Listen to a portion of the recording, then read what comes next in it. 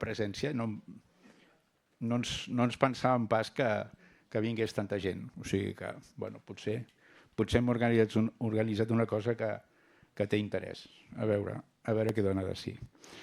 Això va començar amb una cosa molt senzilla. Les coses surten a vegades per casualitat.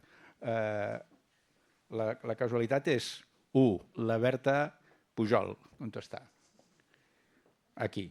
La Berta Pujol ens va anar perseguint, és arquitecta, és membre de l'agrupació AUS, les agrupacions dels que no sou arquitectes, que sou molts avui, ja veureu que hi ha moltes agrupacions a dintre del col·legi, que som 7 agrupacions diferents. L'agrupació d'AUS és Agrupació d'Arquitectes i Urbanistes per la Sostenibilitat. Ens va anar perseguint i ens va demanar el Toni Solanes, que és un altre dels que hem organitzat aquest acte, i a mi, que a veure si ens posaven amb els temes aquests de mobilitat. En aquell moment, això estem parlant de la tardor de l'any passat, la Berta estava molt preocupada pel carril de la Via Augusta, per qüestions de que el fa anar, etc. Bueno, les coses ja han passat, ja sabem com ha acabat lo de la Via Augusta, el carril de la Via Augusta es manté, etc. Però vam seguir i vam decidir que fèiem una jornada sobre la mobilitat. El títol el teniu aquí, volem una Barcelona on puguem circular, una Barcelona neta, una Barcelona silenciosa i també, per insistència de la Berta, una Barcelona descarbonitzada, que a mi em costa molt dir la paraula perquè jo soc dels vells i ja aquesta paraula ens ha acabat d'arribar a fotre'ns a base de bé.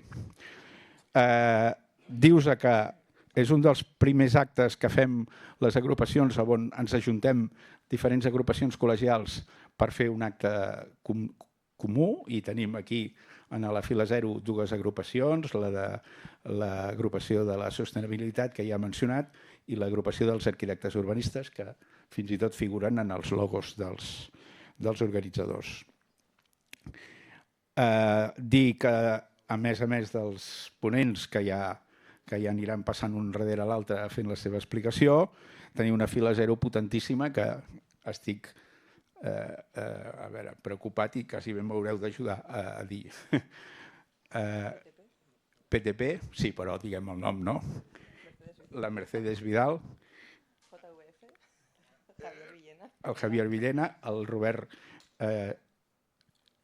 Jové, que és de l'agrupació d'arquitectes urbanistes, la Sònia Hernández Montaño, que és de l'agrupació de l'AUS, l'agrupació d'arquitectes i urbanistes per la sostenibilitat, el Jordi Magrinyà... Vale. No, perdoneu, però és que un és de la tercera edat, però és que a més n'hi ha la tira, que és enginyer de camins. Tenim enginyers de camins i tot al Col·legi d'Arquitectes, que és una cosa curiosa, i professor de la universitat, de la UPC. Eixample Respira, ho veig per la samarreta. Luca. Tenim, evidentment, al seu lloc com allò prominent, l'alcaldessa de la bicicleta de Barcelona, la Sandra Llopart. No és broma. Existeix una alcaldessa de la bicicleta de Barcelona i la tenim aquí. Seguim.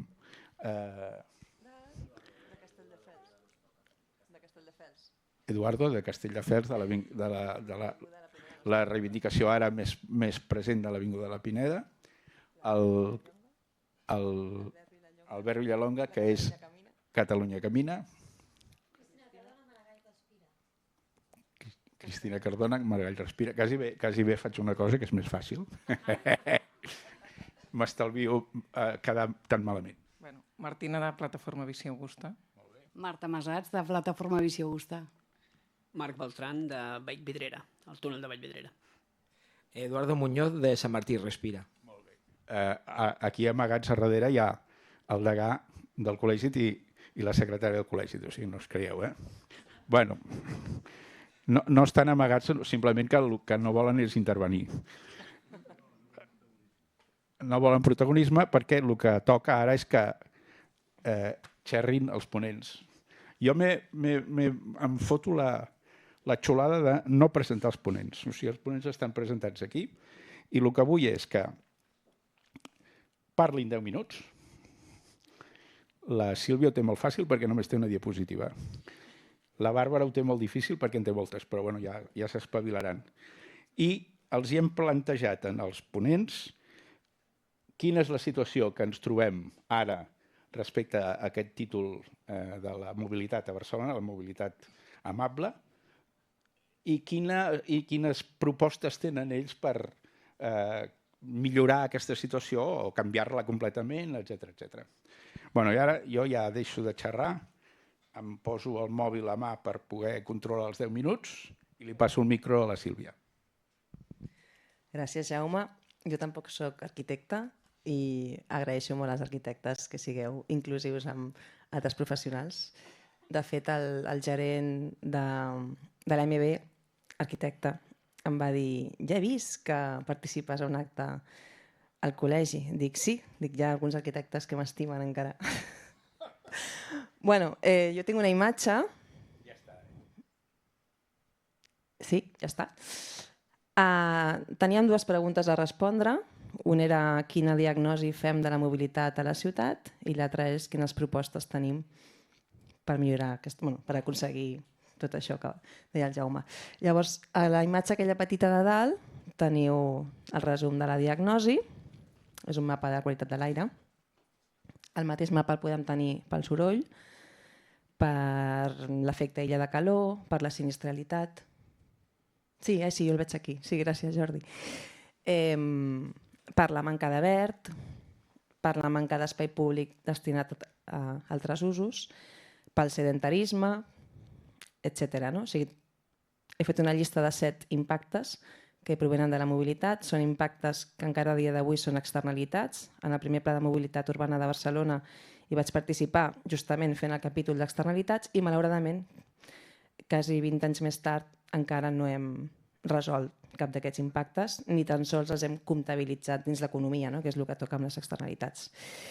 I com a propostes, vull dir, com a diagnosi, jo crec que seguim malament, tot i que som una ciutat molt envejada a nivell internacional per la qualitat de vida, però realment la qualitat de vida en termes ambientals i socials és bastant millorable. I quan a propostes, no vull parlar ni de bicis, ni de tramvia, ni de superilles, ni d'eixos verds, que tenim aquí el seu pare, per cert, el Francesc, perquè crec que tots els d'aquí som de la mateixa parròquia, aproximadament. I llavors us he fet una imatge. Aquesta imatge l'havia fet fa uns anys, però no l'he trobat aquesta nit, que és quan l'he buscat, i llavors l'he feta de nou. Soc fatal dibuixant, però el PowerPoint m'ajuda una mica. I vull que em respongueu des de la fila 0 si endevineu què pot ser això. És un esquema d'una proposta de futur per la ciutat. És un esquema que pot ser molt diferent, o sigui, no té per què ser així. Alguna idea?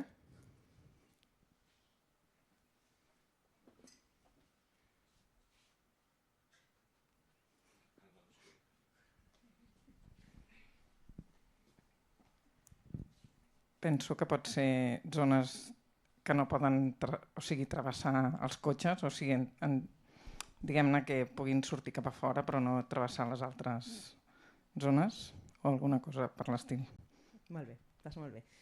Jo l'any 2000, d'això ja fa molt, vaig viure a Utrecht, vaig fer allà el meu Erasmus, i molt a prop d'Utrecht hi ha una ciutat que es diu Houten, una ciutat petita, de menys de 100.000 habitants, però que està sectoritzada. Els vehicles poden circular per la ronda, poden entrar i sortir a la seva destinació, però no la poden travessar. Únicament ho pot travessar el vianant i la bicicleta, en aquest cas, perquè és ciutat petita. Això és una proposta que jo crec que ens l'hem de plantejar, que jo crec que l'hem d'estudiar, perquè al final el problema de la ciutat de Barcelona és el trànsit que la travessa. I això ens podem gastar molts milions de diners i invertir molt de temps en transformar l'espai públic, que jo no dic que ho deixem estar, perquè evidentment tots volem viure a Consell de Cent, Però és que això, sectoritzar la ciutat, ho podem fer pràcticament amb les càmeres que avui dia tenim per la zona de baixes emissions, algunes més, i sabent, no, coneixent les destinacions finals dels residents, evidentment tot resident, tot comerciant ha de poder arribar a la seva destinació, però si volem travessar la ciutat hem d'anar per les rondes, excepte, podem comptar els exceptes, evidentment PMRs, si volem gent més gran de 65 anys, si volem gent que va en vehicle elèctric, evidentment a transport públic, si volem les mercaderies, no sé, perquè hi ha unes moratòries que no acabo d'entendre a dia d'avui, que han dit que el 2031 finalment la zona de baixes emissions aplicarà. Vull dir, podem establir les excepcions que vulguem, però jo crec que hem d'anar cap aquí. I evidentment, des de cada accés a la ronda hem de trobar el mínim recorregut, no? fins a cada destinació, i aquest mapa el podem sectoritzar com vulguem. Vull dir, això és una imatge qualsevol. Això és tot. Gràcies, Jaume. T'ho agraeixo, però t'ho agraeixo en nom dels que venen després, perquè ells tindran més temps. Suposo que la proposta és prou radical com perquè hi hagi bastants comentaris. A veure, jo he dit que tenien 10 minuts, després donaré la paraula a la fila 0 i una mica que tinguem temps. Tampoc ens hem d'allargar gaire, vull dir, a les 9 del vespre més o menys és l'hora que sol tancar el col·legi i ho donem per acabar la sessió, però tenim temps per endavant. Un incís. Qui la vulgui travessar, potser podem parlar de què pagui. No sé si li hem de dir peatge urbà o no, però hi ha aquesta opció. Molt interessant la proposta, espero que podem discutir.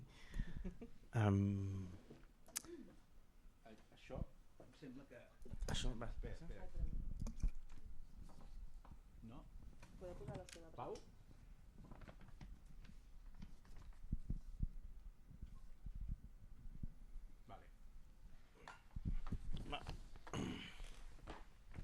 Molt bé. Bueno, com que el Jaume no ho ha presentat, em presento a mi mateix, també perquè fa relativament poc que estic aquí a la Universitat Autònoma. Soc professor en urbanisme, abans estava al Departament d'Urbanisme a Vancouver, Canadà, ara estic a l'Institut de Ciències i Tecnologies Ambientals, porto un petit grup de recerca que es diu CIRILA en Barcelona, he treballat amb experiments urbans, per això m'interessa el tema laboratori. Experiments urbans són molt difícils d'executar i en els últims 2 anys he estat treballant més en temes de mobilitat. Estic en el grup de recerca de la Carme Miralles i l'Oriol Marquet, que segur que us sona més, i amb la Gemma Simón estem treballant temes de bicibús i mobilitat ciclista. Llavors, he volgut centrar la meva presentació amb aquesta pregunta de què fa falta a la ciutat de Barcelona. Una visió optimista ens podria dir que realment és una ciutat fantàstica amb alta qualitat de vida, ara la Sílvia ho deia, que no ens fa falta gaire cosa, tenim gastronomia, platja, bon clima, hi hagi molta gent de fora que volen venir a viure aquí, a disfrutar de la nostra ciutat, però aquesta qualitat de vida que tenim ara està en perill. No hi ha res que garanteix que puguem mantenir aquesta qualitat de vida en el futur, i menys encara amb els canvis climàtics que veurem. Ens espera estius de 45 graus i ni voldrem viure ni turistes tampoc voldran venir aquí a l'estiu. Per tant, corre en perill la qualitat de vida i també en gran part de l'economia que sosté aquesta ciutat. Aquestes són dades que els he agafat ràpid ahir, que són temperatures mitjanes del mes d'agost. Si fossin temperatures màximes, estic segur que seria molt més impressionant aquesta gràfica. I els últims 2 mesos, el gener i febrer, han batut rècords mundials per ser els mesos més calorosos de gener i febrer de tota la història del rècord. Per tant, està claríssim que estem vivint una transformació sense precedents i això ens afecta la nostra qualitat de vida. Per tant, davant d'aquest repte, el meu argument o la idea central que m'agradaria deixar-vos seria que actualment falta lideratge polític, falta ambició, falta valentia per realment dur a terme la transició energètica, per fer una profunda transformació de la mobilitat que ens fa falta, que és urgent, per mitigar els efectes del canvi climàtic, per protegir la nostra salut, per mantenir la nostra qualitat de vida. Falta lideratge, falta ambició i falta valentia. De fet, el demanar canvis profunds amb la mobilitat de les ciutats és tan urgent que cada vegada hi ha més consens, i és que en aquest punt, en els entorns en què em moc jo, acadèmics, és que no hi ha debat. No és una qüestió política de ser d'un partit o l'altre que si creus que s'ha de canviar la mobilitat, és que s'ha de canviar. Potser el com ho podem discutir, però el demanar aquests canvis profunds no és una qüestió de postura política, sinó és una urgència on hi ha bastant de consens. Llavors, aterrem les coses. Específicament, què és el que, si pogués triar un parell de coses, m'ha encantat la idea de la proposta de la Sílvia. Jo potser els meus són més convencionals, o no ho sé. He triat 4 coses i molts d'aquí de la Fila Zero he estat darrere aquestes iniciatives i jo els he vist de fora com a públic. Jo crec que el primer que ens fa falta posar en el debat, que no l'he vist en un debat seriós, és el peatge urbà, que animo molt a que aneu a visitar la web barcelona22.net, on hi ha una proposta tècnica. Jo no he tingut res a veure amb aquesta proposta, ho he llegit, m'ha semblat una proposta fantàstica. I Londres, de fet, fa més de 20 anys que tenen un peatge urbà, tenen un congestion charge, que es pot discutir, que el Francesc Magrinyà abans d'entrar deia que tenia alguns dubtes sobre alguns matisos, però que els que entren a la ciutat, com deia, amb cotxe, han de pagar pel seu cost d'entrar, doncs és una cosa que ho hem de fer, perquè a més tecnològicament està tot preparat amb les zones de baixes emissions, ja tenim les càmeres, ja tenim tot el marc per fer-ho. Què falta? Doncs falta la voluntat de fer-ho. Llavors és un tema que m'agradaria que fos prioritari en aquest mandat. Si mirem dades, si us pregunteu quina seria la reducció d'emissions, doncs en el cas de Londres, de NOx es va reduir un 17% i de partícules un 6%, no? Per fer-nos una idea. I de volums de cotxes, per la Diagonal passen 90.000 cotxes al dia. Quants cotxes d'aquests podríem estar rebent un ingrés per invertir en altres aspectes de mobilitat? O sigui, hi ha un potencial molt gran. Segon, ens falta una xarxa de mobilitat ciclista, que aquí la Sílvia ha tingut molt a veure amb aquest mapa, com molts altres que esteu treballant, per fer una xarxa regional metropolità ciclable, on hi ha 2 peces claus, que no cal ser expert, però veure que en aquest mapa falta una connexió entre Barcelona i Sant Cugat és obvi, està claríssim. I la infraestructura en part ja hi és, perquè hi ha una via de servei que està en desús, que només cal adequar-la, que aquí el Marc Bertran ens podrà explicar en més detall, però amb uns 4 milions d'euros es podria adequar això per reduir el temps d'anar de Sant Cugat a Barcelona de 45 minuts una hora a un quart d'hora. L'altre, que també és molt obvi, és passar per tota fer una continuïtat del passeig marítim i que arribi fins a Gavamar. Cert que és més complicat. Aquí al port i a la zona franca no és fàcil. Aquest tècnicament s'hauria de treballar, però vaja, crec que és una proposta lògica que un pugui anar en bici des de Gavamar fins a Badalona o més enllà. I a més tindria un valor turístic, per tant podríem argumentar per aquí també. La tercera, un tema molt específic que he estat treballant és treballar l'estratègia d'aparcaments i de robatoris. Per què? Perquè això és el que està frenant, la por al robatori està frenant que hi hagi més bicicletes a la ciutat. La por al robatori, o sigui, a no tenir bicicleta, i l'aparcament a les llars i a les feines. Amb aquesta proposta jo no estic dient que hi hagi d'haver-hi bicibox a tot arreu. De fet, ho trobaria, seria molt qüestionable o tinc molts dubtes. Però sí que hi ha d'haver-hi una estratègia per desfrenar aquest factor limitant que evita que molts es facin el pas a la bicicleta.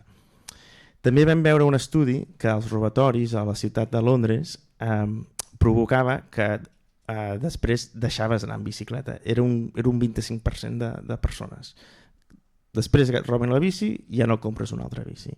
I amb un alumne vam pensar, i aquí a Barcelona quin percentatge seria?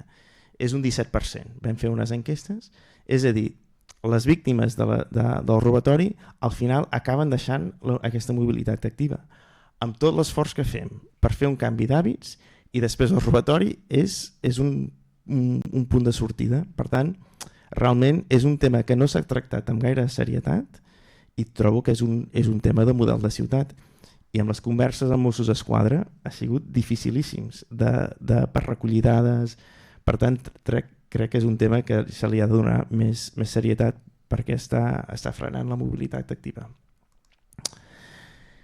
I la quarta és continuar amb la visió d'una transformació dels carrers que ja s'han posat en marxa, que per alguna raó s'ha frenat. Em van dir algú que fins i tot va haver un moment que la pàgina web de l'Ajuntament de la Superilla es va treure, em sembla que s'ha recuperat. S'ha de recuperar perquè aquesta visió que ja porta molts anys treballant-se a Barcelona millora la qualitat de vida dels habitants i a més és un actiu internacionalment que seria una pena que es perdés. Hi ha molt d'interès en conèixer l'experiència de Superilla i crec que tindria sentit donar continuïtat, potser d'una altra manera, entenc que hi ha d'haver-hi un cert distanciament polític, potser d'una altra manera, però aquesta marca crec que no seria una pena que es perdés. Això són les 4 coses que dic que falten. Falten carreteres? Jo diria que no. Si fixem-nos amb els valors aquí, hi ha una carretera que segur que tothom s'ho coneix, o no, d'entre Vilafranca del Penedès i Igualada, on han gastat 79 milions d'euros. 79 milions per desdoblar una carretera que ja existia. I no tenim els 4 milions per fer el túnel de Vallvidrera. O mirem un altre exemple, a la Copa Amèrica. La Copa Amèrica, 70 milions d'euros. Fa falta la Copa Amèrica? Ens fa falta per millorar la ciutat? O alguns es beneficien i altres no? O sigui, el que fa falta crec que són actuacions que millorin la vida de les persones d'aquí i els diners jo crec que hi són si són prioritaris. Llavors, el resum, el meu diagnòstic i 4 propostes per discutir. Seria tot. Molt bé, moltes gràcies. Aquesta és de la Bàrbara. L'altra. Aquí, aquesta.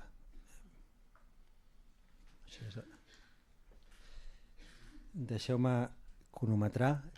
Moltes gràcies per convidar-me. Gràcies per les vostres presentacions, superinteressants. Vale. Sí, jo soc en Javier Ortigosa, vinc des de l'equip del Pla Director Urbanístic Metropolità a l'àrea metropolitana de Barcelona i com a tal m'agradaria simplement intentar de contextualitzar el territori una mica. Sé que veníem a parlar de Barcelona, però Barcelona és una més de les 36 ciutats de l'àrea metropolitana, que l'àrea metropolitana ja en si mateix és un artefacte que està encabit a la regió metropolitana, que més o menys agafa aquests 5 milions de persones, 160 municipis i 7 comarques. L'àrea metropolitana, 36 municipis, 636 quilòmetres quadrats, de la mateixa mida i població que Madrid, no? Perquè a vegades quan fem les estadístiques i les comparacions no ho fem del tot adequadament. No? I dintre d'aquesta àrea metropolitana, que ja dic, l'àrea metropolitana representa el 2% en superfície de Catalunya i és el 40% de població. Val? Dintre d'aquesta àrea metropolitana identifiquem uns 9 municipis aproximadament, un continu urbà de 2,5 milions de persones, amb densitats de teixits mitjanes de 30-35.000 persones quilòmetre quadrat, que és aquesta pastilla central. No? Llavors, no m'he intercanviat, tot i que som amics amb la Sílvia, no m'he intercanviat presentacions aquest matí, però em va molt bé la presentació que feia la Sílvia, perquè la pregunta és què volem que sigui aquesta pastilla, no? Què volem que sigui aquesta zona.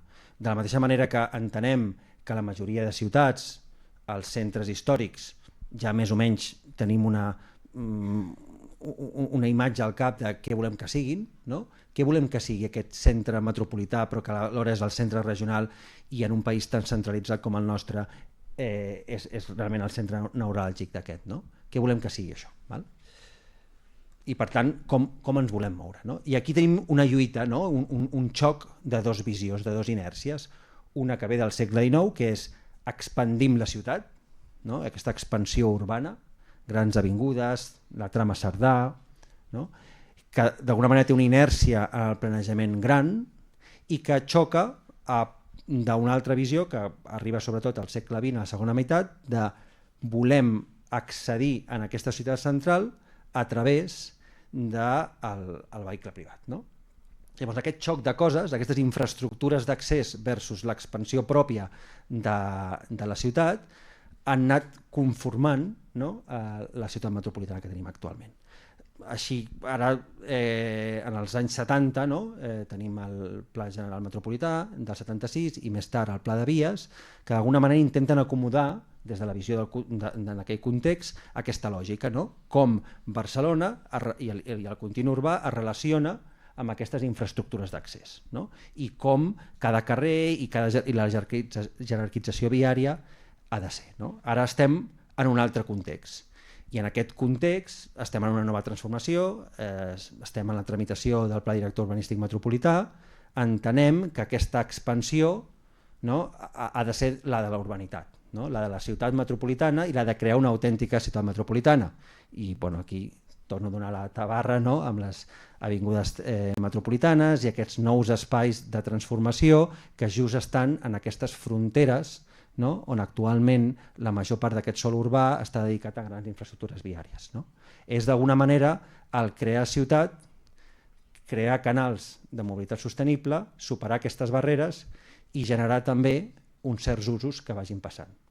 D'alguna manera, i aquest debat és un debat que surt habitualment, la densitat ens ajuda a solventar molts d'aquests problemes. I entenem que estem en un lloc extremadament dens, però en molts casos, quan tenim uns espais que sobrepassen aquesta escala humana, necessitem generar aquesta ciutat. No només són els canals, sinó també el generar aquesta ciutat. Tot això són transformacions que aniran passant amb les properes dècades. No? I anem a quantificar una mica què significa això en dades en quant a mobilitat. No? Nosaltres, a l'avaluació de la mobilitat generada, que fèiem amb Barcelona Regional, teníem l'objectiu del Pla Director Urbanístic Metropolità a nivell del 2050. És a dir, si agaféssim totes, d'alguna manera, els objectius de descarbonització, l'European Green Deal, que és legalment vinculant i ens força a descarbonitzar els territoris al 2050, a ser climàticament neutres, l'àrea metropolitana, inclús amb els objectius PDU, que són molt ambiciosos en quant a descarbonització, no arribaríem a ser climàticament neutres. És a dir, reduiríem les emissions un 30%, un terç, respecte al que tenim ara. Evidentment, necessitaríem la resta del territori per assolir aquesta neutralitat climàtica. Si fem això, i evidentment estaríem parlant d'electrificar la mobilitat, però també de reduir fins a un 50% la mobilitat en vehicle privat. Actualment a l'àrea metropolitana estem fent la meitat, una mica menys, en mobilitat activa i l'altra meitat, una mica menys, la meitat en transport públic i l'altra en vehicle privat. Una mica més de vehicle privat, gairebé un terç. A Barcelona aquesta xifra canvia una mica, va cap al 20% de vehicle privat i el 30% de transport públic. Llavors, si volguéssim tenir un repartiment modal, perquè evidentment la mobilitat creix, perquè la ciutat també creix en certa mesura, i volem arribar a tenir un terç de mobilitat privada i 2/3 de transport públic, això implica reduir un 50% dels viatges en vehicle privat i implicaria augmentar 1,5 milió de viatges diaris en transport públic i 1,5 milió de viatges diaris en mobilitat activa. Val? Aquestes xifres, si ho pensem en transport públic, són bestials. És a dir, al final, evidentment, implica augmentar fins a 2 milions d'etapes en transport públic diàries. Això vol dir que el sistema de transport públic futur ha de portar el que ara mateix porta el metro de Barcelona, que són uns 450 milions de passatgers diaris. Aquesta xifra difícilment l'aconseguirem, però a nosaltres ens serveix per dimensionar això. És a dir, de què estem parlant? És a dir, hem de moure moltes persones. Val? I això estem inclús, els models de mobilitat estan incloent la pròpia autocontenció que podem generar amb certs desenvolupaments i tot plegat. Llavors, amb aquesta perspectiva, com ho podem fer? No? Evidentment l'urbanisme, generant les continuïtats a escala humana per la mobilitat sostenible, per la mobilitat activa, generant els usos, generant ciutat, d'alguna manera reduint la distància de desplaçaments, apropar els usos i les majors densitats allà on hi hagi més mobilitat sostenible, més transport públic. No? Transport públic, hem d'arribar a un punt, ara encara tenim l'element de, ostres, hi ha una retenció en aquesta via, els cotxes d'alguna manera, el trànsit ha de fluir, no? Això ho tenim encara massa interioritzat, però no tenim tan interioritzat, ha de fluir el transport públic. El transport públic ha de ser la pedra angular de la mobilitat de la regió metropolitana. Llavors hem de dedicar-hi tots els esforços. És que no els estem dedicant tots els esforços. Hem de pensar de manera holística des de totes les perspectives. No? I llavors aquí necessitem, evidentment, avui no parlarem d'inversions ferroviàries, però necessitem totes les inversions ferroviàries havides i por haver, no? I necessitem potenciar moltíssim el transport públic en superfície. És a dir, actualment el bus de Barcelona porta uns 200 milions de persones, però té unes velocitats baixes en hores punta, unes velocitats comercials. Hem de poder augmentar molt aquesta velocitat comercial, perquè d'aquesta manera podríem arribar a duplicar les freqüències. No? Llavors hem de pensar moltíssim en la intermodalitat. Hubs, estacions, intercanviadors de bus, metro, bici, etc. No? Hem de poder pensar en xarxes metropolitanes, xarxes regionals. El 2028 és el punt on hem de tornar a refer el pla, diguéssim, de contractes de transport públic en superfície a Catalunya. No? En la mobilitat activa, ho comentàvem amb l'urbanisme, no? De generar ciutat, generem aquesta ciutat més caminable. Som els campions de la caminabilitat, però encara podem cobrir molts desplaçaments en indrets on hi ha masses barreres. No? Podrem cobrir encara molts desplaçaments a peu i, evidentment, en bicicleta. I en bicicleta o en patinet o en vehicles de mobilitat personal encara necessitem les connexions metropolitanes i probablement en el futur connexions XXL, no? És a dir, encara necessitarem grans, de la mateixa manera que pensàvem amb el carrer Aragó que travessa Barcelona com aquella manera de moure's i ser eficient, i això ho pensàvem fa unes dècades, doncs també ho haurem de pensar des de la mobilitat activa i del transport públic.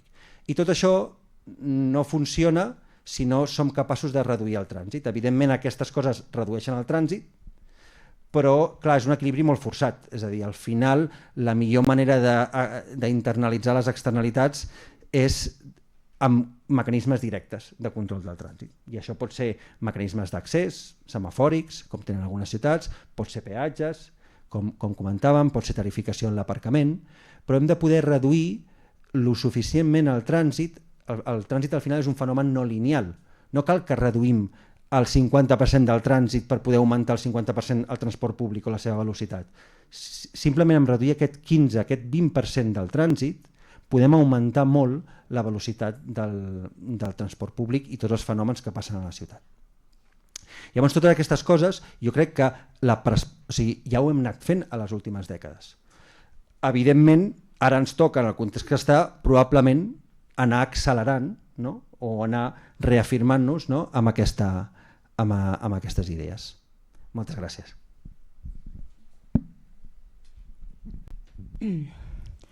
Bueno, moltíssimes gràcies als organitzadors i als companys de taula, perquè em toca parlar l'última i com ja s'han dit moltes coses, aniré molt ràpid, no pateixis, Jaume, que no, perquè tinc més de 30 slides, però passaré molt ràpid. I primer volia presentar-me, no tant jo, que també soc arquitecta i paisatgista i he estat a l'administració pública, també soc professora a la Pompeu Fabra, però volia presentar sobretot que és Barcelona Regional, BR. Avui vinc com a directora general de Barcelona Regional i BR és aquest espai que potser no molta gent sap que té 7 accionistes, a més de l'Ajuntament de Barcelona i l'àrea metropolitana està el Port de Barcelona, la Zona Franca, Mercabarna, TMB i Adif, que són molt rellevants per al que estem parlant avui. Barcelona Regional és aquest espai, és una agència de planificació pública i és un instrument per planificar el territori. Va ser una idea genial que va tenir l'alcalde Pasqual Maragall fa 30 anys, ara estem de 30 aniversari, per posar junts a tots els grans agents que realment impacten sobre el territori i sobretot sobre el territori regional al voltant de Barcelona, no? Per planificar el que són els contorns, una mica per posar en perspectiva del que parlaré avui. I tinc una presentació densa i llarga, amb moltes dades, perquè bàsicament som una agència de planificació on hi ha molta gent molt experta en aquests temes, que hem estat col·laborant amb l'equip del Javi, amb els temes de mobilitat del PDUM i fem molta feina per l'Ajuntament, per l'àrea metropolitana i per tots els agents i accionistes, però intentaré passar ràpid. Volia completar coses que s'han dit, ha sigut molt interessant l'aportació de què li falta a Barcelona. Jo diria que, a més dels temes que s'han esmentat, li falta, per poder realment planificar una mobilitat més sostenible, descarbonitzada i equitativa, crec que els tres adjectius són rellevants, sostenible no només ambientalment, sinó també econòmicament. En moments de transicions i d'apostes per transport col·lectiu massiu, la inversió pública és molt rellevant i pot realment endur-se endavant altres inversions. L'equilibri polític d'on es posen els diners no és menor, realment són decisions complexes i és molt interessant, des de l'acadèmia hi ha una perspectiva, però és molt interessant i aquí hi ha gent que ha entrat en política i ha sortit, quan entres en política o t'impliques en una administració pública, tens una perspectiva molt més completa de lo que és intervenir en sistemes complexos on afectes un sistema i estàs afectant, tens efectes desitjats i no desitjats que cal avaluar, gestionar amb molta més cura que quan escrius un paper que total el publiques i no té més impacte que el de la gent que l'ha llegit. Realment, si vols transformar la realitat, tenir aquesta visió de primera mà de l'administració és molt rellevant. I tenir perspectiva, deia, la perspectiva també temporal i la perspectiva metropolitana. Si volem parlar de mobilitat sostenible, descarbonitzada, inclusiva. Els governs de l'Ajuntament de Barcelona i de la metropolitana tenen una llarga tradició de ser ambiciosos, de tenir valentia política i de fer moltes iniciatives que daten des de, voldria dir, les primeres pacificacions de Barcelona són preconstitucionals dels últims alcaldes franquistes i després hi ha hagut moltes embrancides en diferents etapes, de diferents maneres i s'han desmuntat, la tendència no té retorn, s'han desmuntat autopistes de 2 nivells que hi havia molt a prop del centre de la ciutat, s'han pacificat, s'han fet diferents PEMUs amb diferent èxit, però si mires frustrantment, el percentatge modal no ha evolucionat perquè transformar només un carrer no transforma la mobilitat d'una ciutat complexa i metropolitana com és Barcelona.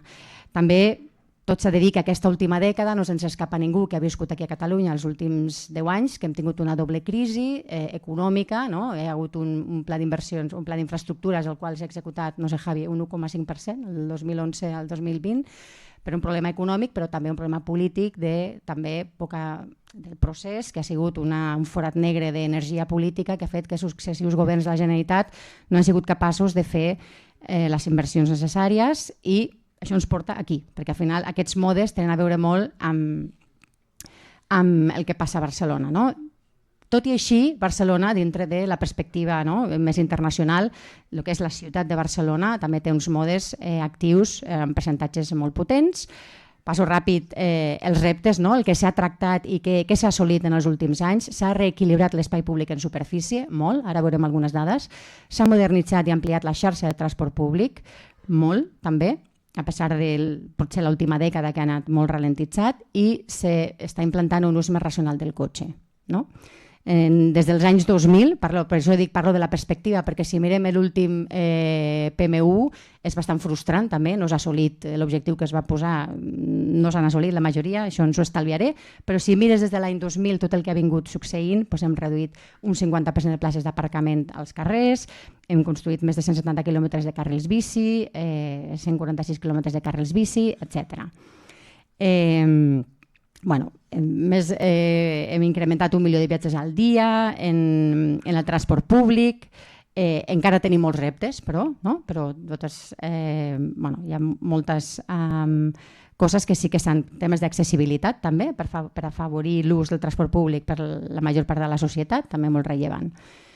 També en l'ús més racional del cotxe, carrers 30, per suposat la zona de baixes emissions, etc. Passo ràpid, però aquí una fotografia de què estem parlant, de les dimensions que estem parlant i per què insistir en que transformar un carrer o inclús incrementar el percentatge de bici, que és del tot desitjable. Jo vaig en bici cada dia a treballar, a més pateixo l'aire horrorós de l'Eixample, la Gran Via i el passeig de la Zona Franca cada dia, que cada dia que vaig en bici a la feina perdo dies de vida per l'aire que respiro.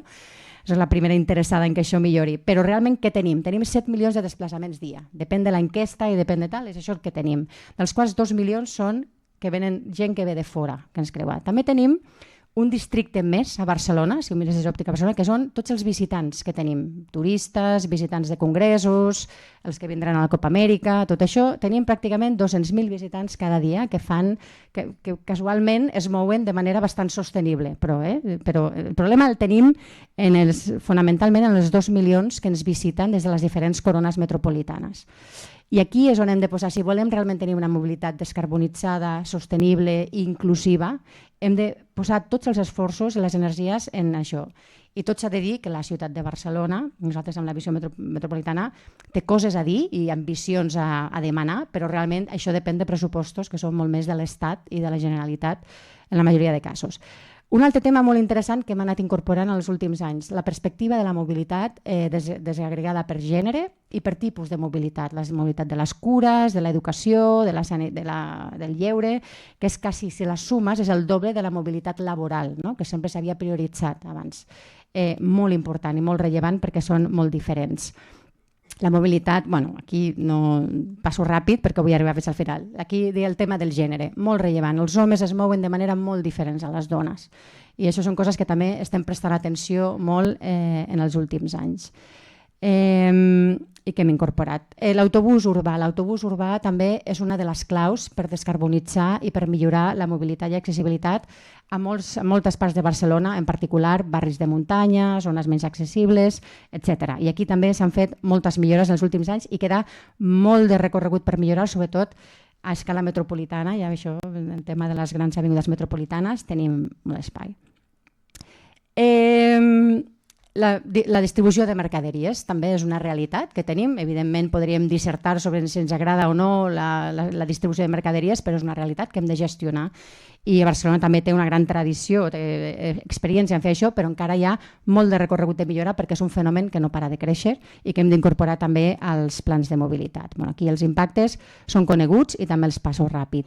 I la sinistralitat. També teníem la perspectiva de reduir la sinistralitat. L'any passat va haver-hi 20 persones mortes, sobretot vinculades al transport en motocicleta, que cal tenir en compte en aquests plans. Aquests són 2 diapositives en les que parlo una mica més, que crec que és molt rellevant, no? Entendre realment quins són els modes que tenim sobre la calçada i per sota de la calçada de la mobilitat. Per aquí és on està una mica la madre del cordero en una ciutat densa i compacta com és Barcelona. Tenim un espai públic molt valuós, molt preciós i molt limitat, on circula moltíssima gent, els que vivim a Barcelona, els que venen a treballar i els que ens visiten, que ja dic que són al voltant de entre 150 i 200.000 cada dia, i ens hem de moure. Aleshores, racionalitzar aquest espai, i passo a la següent, és aquí on hem de posar tota l'atenció.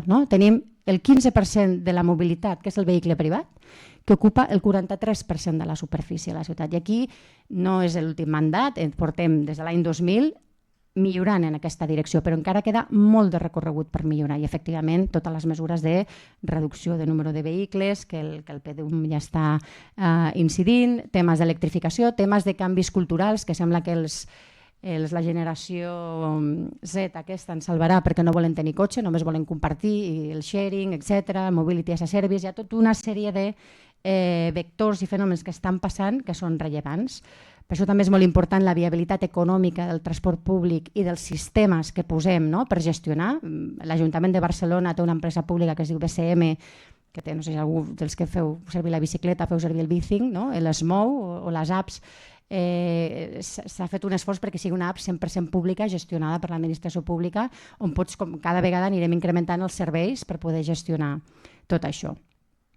I aquí també una reflexió sobre on està realment el problema. D'aquests 2 milions de desplaçaments diaris que visiten Barcelona, dels quals 41-43% són en cotxe, 1.151.000 venen de la primera corona metropolitana. Aquí és on hem de fer l'esforç en transport públic, en millorar els park and rides, els sharings, etc., perquè siguin molt més eficients. Aquí sí que aconseguirem descarbonitzar.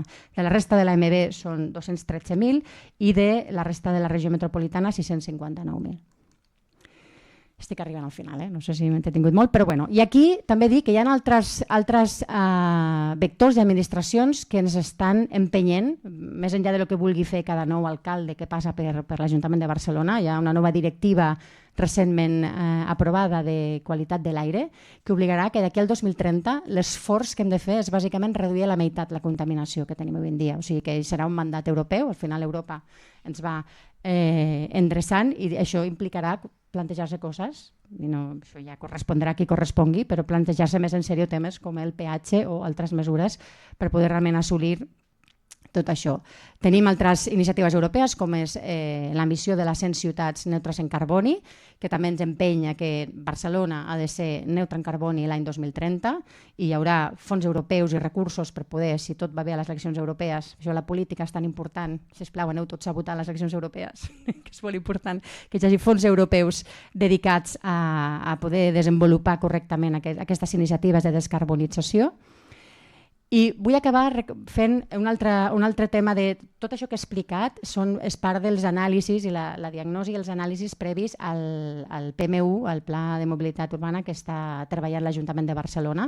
També des de Barcelona Regional treballem en el PMMU, fent la modelització i l'avaluació ambiental, que és el Pla Metropolità de Mobilitat Urbana, que s'estan redactant en paral·lel. Són una gran oportunitat per accelerar i fer coses de manera coordinada. Però hi ha altres treballs que fem a Barcelona Regional que vull posar de manifest, perquè crec que són rellevants. Tot això alimenta el que és aquest nou PMU, que a més no puc explicar més perquè està in the making i ja s'explicarà en el moment oportú. L'aprovació està prevista a finals d'aquest any i serà el pla 2025-2030, però nodreixen aquest pla estudis que hem fet i plans com aquest de la Barcelona ciutat per fer-se gran. Una dada bàsica, Barcelona el 2030 el 25% de la població serà més gran de 65 anys. Hi ha un 20% de la població de 75 anys i més que necessiten ajuda regularment. El 10% de la població de Barcelona són dones que viuen soles. I amb aquesta població també els modes de transport, i aquí també vaig al tema de la bicicleta, que és fantàstica i meravellosa, però no resoldrà molts d'aquests problemes que van creixent. Com es mouen les dones, passo ràpid. I també hem fet un pla de mobilitat a peu de Barcelona. És un pla bastant innovador, perquè de fet, quan es va redactar no es va trobar referència ni benchmarking de si alguna ciutat havia fet un pla similar. No l'explicaré aquí, però és un pla que ens ha donat una diagnosi i unes propostes molt treballades districte per districte, sobretot amb els districtes de muntanya, on és més complicat caminar perquè la xarxa de carrers també està menys preparada, i per el tema de les pendents, efectivament, però que intenta treballar el tema de sistemes caminables, el tema de la mobilitat com a sistema des del punt de vista de les persones i del tipus de les etapes vital, també, com et mous quan és un nen, quan és un adolescent, i quan ets major, la gent bàsicament que és dependent, major de 65 anys. Tot això nodreix aquest plan. Més coses que estem fent i que convergiran en breu en el nou pla de mobilitat urbana. Pla director de la xarxa ciclable. Està fent un pla no de la bici, sinó de la xarxa ciclable per completar, més enllà d'anar fent carrils bici en funció de si hi ha fons europeus o ja no sé què, intentar fer que el sistema funcioni com una xarxa, totalment connectar amb la xarxa metropolitana. Això evidentment és una de les prioritats, però també fer aquesta xarxa compatible amb les altres xarxes, com dèiem, d'actuar en sistemes complexos que són importants a la ciutat, el transport en autobús, els transports públics, etc. Aquí estem treballant, també Decision Making, i un altre pla molt important que hem treballat en diferents fases en Barcelona Regional i que també en aquesta etapa se li està donant molta prioritat, que és l'estratègia d'interurbans i discrecionals. Barcelona és travessada cada dia per una multitud d'autobusos que avui en dia aparquen a un dels carrils buls de la Gran Via, no? Molts d'ells no tenen un espai o una estació on poder fer intercanviadors, i és un dels temes pendents, no? De Barcelona, de com millorar tots aquests interurbans perquè siguin molt més eficients, millorar velocitats comercials i que puguin fer aquest trasbàs de modes, no? Que la gent deixi el vehicle privat per poder realment fer servir aquests busos interurbans per accedir a la ciutat. I vull acabar amb aquesta diapositiva, que és tot això que he explicat i que és molt... que jo crec que en la diagnosi, com se comentava abans, jo crec que hi ha molt de consens en el que és la diagnosi, no? El canvi climàtic és una realitat, ja tenim directives i normatives molt ambicioses que ens estan empenyent en una direcció, hi ha sectors molt importants de la població que ho demanen i evidentment és un mandat, però realment ser efectius i sobretot des del punt de vista de l'administració pública o de la bona gestió, escalar, que és el que ens toca ara. Si volem descarbonitzar hem d'escalar, donar salts qualitativament molt rellevants per realment acabar descarbonitzant. És molt important, com quan vas a fer una operació de cor, tenir bones dades, una radiografia acurada i precisa del que està passant per poder saber cada lloc on punxes realment com estàs afectant el sistema. Dades. El sistema de dades en els que ens basem, i després podem parlar una mica de dades, és molt millorable. Fem uns tipus d'enquestes que hem de continuar millorant, anem millorant les metodologies i per tant és complicat anar comparant amb temes passats, però aquí tenim també les oportunitats de les noves tecnologies, la intel·ligència artificial i altres escenaris que s'estan obrint que també són prometedors en aquest sentit. Moltes gràcies.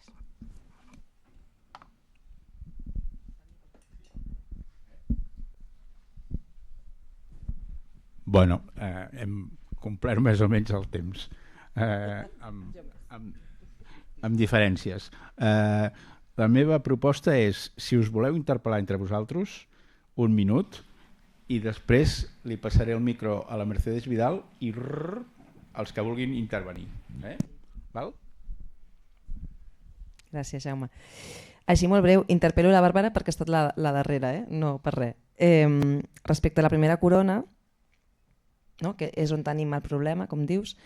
Clar, és això, el 70% dels viatges amb origen i o destinació a Barcelona provenen de l'àmbit amb servei de metro, o sigui, tenen un servei de transport públic d'alta capacitat i de molt bona qualitat. Llavors, clar, jo crec realment que si no som més estrictes amb l'ús del vehicle privat, això no canviarà, perquè són gent que ja té una alternativa molt potent. I trobo que la bicicleta, i en aquest cas també el tramvia, són elements essencials per la mobilitat metropolitana de la primera corona. Sabem, pel Big Data del MITMA, que el 93% de la mobilitat intrametropolitana, interna dins de la MB, és de menys de 10 quilòmetres, entre 500 metres i 10 quilòmetres. Això són 40 minuts en bici. L'únic que a dia d'avui encara ens falta, aquest mapa que ha mostrat el Jordi de la bicivia, encara ens falten connexions molt importants. Llavors jo crec que la bicicleta farà un gran canvi. I també la connexió del tramvia, que evidentment, com sabeu, connecta 9 municipis metropolitans i és el sistema de transport públic més valorat per tothom i més accessible i també per passejar per la gent gran. I el que deies, el 25% de la gent en 2030 tindran més de 65 anys, jo crec que aquestes persones el que necessiten és un espai públic de molta qualitat, perquè realment necessiten un espai de trobada social per defugir de la soledat, que això és un gran tema també de fer-nos grans, i també per poder seure, o sigui que al final la gent gran necessita bancs, circuit de bancs, per poder seure i poder sortir al carrer.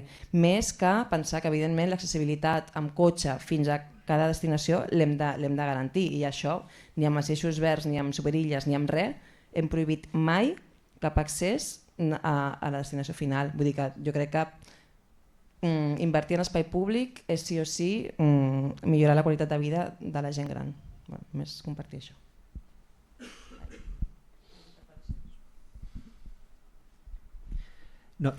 Un mini exemple del que comentaves. jo crec que és que inclús àmbits que estan molt ben servits per transport públic són molt millorables. És a dir, jo agafo el transport públic per anar a la zona franca, no? Llavors agafo el bus H8 i paro a Collblanc. I el bus H8 para a 200 metres de la parada de Collblanc, quan d'alguna manera el bus continua recte i passa just davant de la porta del metro, no? Vas a la porta del metro, la parada de Collblanc està dissenyada amb 2 ascensors més pensats per les persones amb mobilitat reduïda que realment per evacuar, pujar i baixar persones, i has de baixar 9 escales mecàniques, no? Llavors perds només en aquest intercanviador 5 minuts. Aquests 5 minuts, si no enganxes la freqüència del... I això estem parlant de l'àmbit més ben servit. Això, conforme ens anem allunyant, anem augmentant totes aquestes ineficiències, totes aquestes descoordinacions, totes aquestes manques de solapament en l'espai, i fa que, evidentment, una persona que viu a Viladecans, al final el cotxe li resulti molt més competitiu. Llavors, és el repensar molt tot des d'aquesta visió de poder moure'ns des de la mobilitat sostenible. Bueno, doncs comencem les entitats amb les interpel·lacions.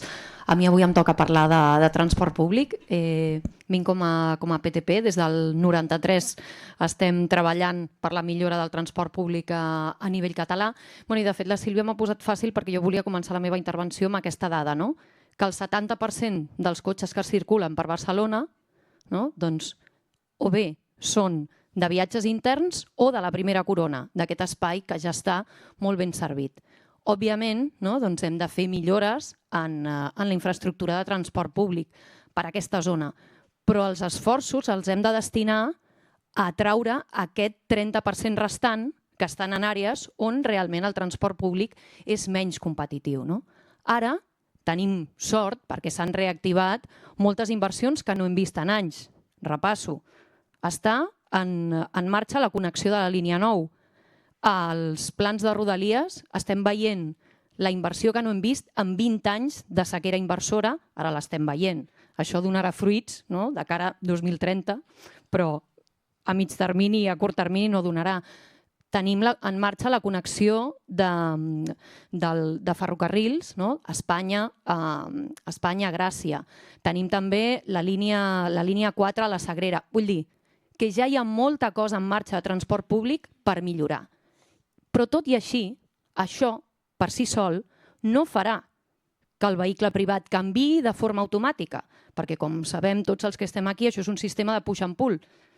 Augmentar l'oferta de transport públic per si sol no és suficient per produir aquest canvi, no? Llavors, totes les iniciatives que heu posat sobre la taula, no? Doncs el peatge sigui per zones, no? A la PTP defensem, com ensenyava el Jordi, que sigui una conversió de la zona de baixes emissions en peatge, conversió de l'espai públic en un espai habitable. Fa falta tot això per disminuir-li l'espai al cotxe, guanyar en qualitat, no? I que llavors el transport públic pugui ser utilitzat per tothom. Gràcies.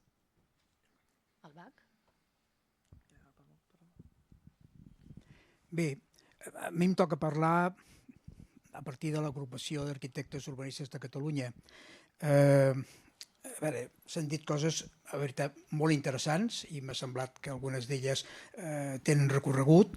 De totes maneres, jo crec que partim de molts anys en què la cultura del vehicle privat ha sigut matxaconament ficada a la gent. I per tant, necessitem molta pedagogia per fer canviar això. Malgrat això, a Barcelona ciutat, la gent que camina i la gent que va en bicicleta supera el 50%, que és una miqueta aquest objectiu per l'àrea metropolitana de l'any 50. Però això ja ho tenim, per tant, afavorim això. Transport públic, jo crec que és fonamental. I em faig creus que avui el tramvia de la Diagonal no estigui unit, quan se sap que el tramvia mou més gent, és més accessible i és menys contaminant. doncs encara hi ha algú que està dient retrasem, no?, la connexió aquesta. Quan aquest tramvia de la Diagonal són 9 municipis que quedarien lligats, etc. Per tant, jo crec que això em faig creus que hi hagi gent que dirigeix la ciutat que estigui plantejant o frenant això. Estic d'acord amb tu en que aquesta possibilitat de la línia 9 del metro que es tiri endavant, si en el seu moment era discutible o no fer-se, és una altra cosa. Però avui la tenim. I, per tant, la inversió que significa posar-ho en funcionament, crec que seria una inversió que, dividit per els milers de viatgers, seria molt baixa i, per tant, no sé per què no s'està fent això ja, no?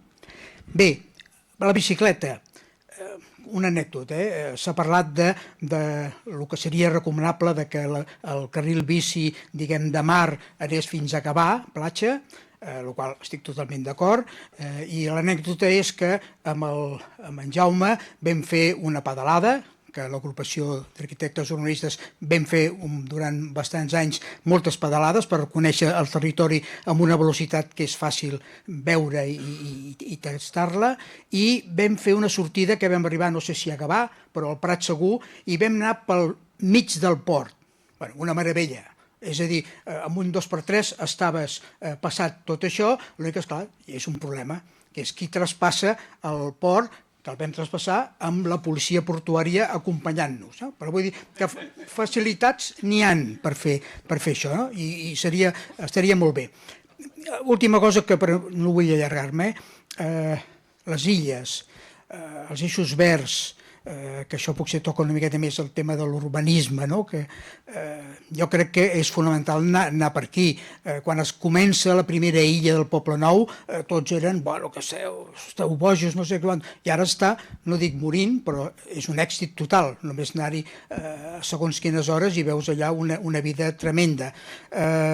Consell de Cent, clar que ens agradaria viure al Consell de Cent molts de nosaltres, no?